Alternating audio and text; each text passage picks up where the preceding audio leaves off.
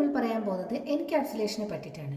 Encapsulation basically ഒരു capsule പോലെയാണെന്ന് വേണമെങ്കിൽ പറയാം. ക്യാപ്സൂൾ എന്താ ഉള്ളത്? നമ്മൾക്ക് വേണ്ട വൈറ്റമിൻസും മിനറൽസും എല്ലാം കൂടി ഗ്രൂപ്പ് ചെയ്തിട്ട് ഒരു സിംഗിൾ യൂണിറ്റാണ് ക്യാപ്സൂൾ. അതുപോലെ തന്നെയാണ് ഊപ്സ് കൺസെപ്റ്റിലെ എൻക്യാപ്സുലേഷൻ. ഇതിൽ വേരിയബിൾസും അതുപോലെ തന്നെ മെത്തേഡ്സും കമ്പൈൻ ചെയ്തൊരു സിംഗിൾ യൂണിറ്റാക്കി മാറ്റുകയാണ്, അതും ക്ലാസിന്റെ സഹായത്തോടു കൂടി. എൻക്യാപ്സുലേഷന്റെ മെയിൻ അഡ്വാൻറ്റേജ് എന്ന് പറയുന്നത് ഡേറ്റ പ്രൈവസിയാണ്. ഫോർ എക്സാമ്പിൾ, സാമ്പിൾ എന്ന ഈ ക്ലാസ്സിലുള്ള ഈ രണ്ട് വേരിയബിളിനെ നമുക്ക് ഔട്ട്സൈഡ് ക്ലാസ്സിൽ നിന്നും പ്രൊട്ടക്ട് ചെയ്തേക്കാൻ പറ്റും. എങ്ങനെയാണെന്നല്ലേ? അതിനുവേണ്ടി യൂസ് ചെയ്യുന്ന കീവേഡാണ് പ്രൈവറ്റ്. പ്രൈവറ്റ് ഉപയോഗിച്ച് ഡിക്ലെയർ ചെയ്യുന്ന ഈ രണ്ട് വേരിയബിൾ ഔട്ട്സൈഡ് ക്ലാസ്സസിന് ആക്സസ് ചെയ്യാൻ പറ്റില്ല.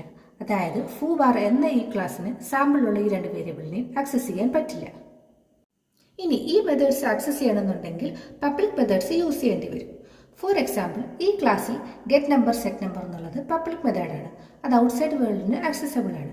ഇതുപയോഗിച്ച് നമ്മൾക്ക് ഈ വേരിയബിളിനെ മാനിപ്പുലേറ്റ് ചെയ്യാം.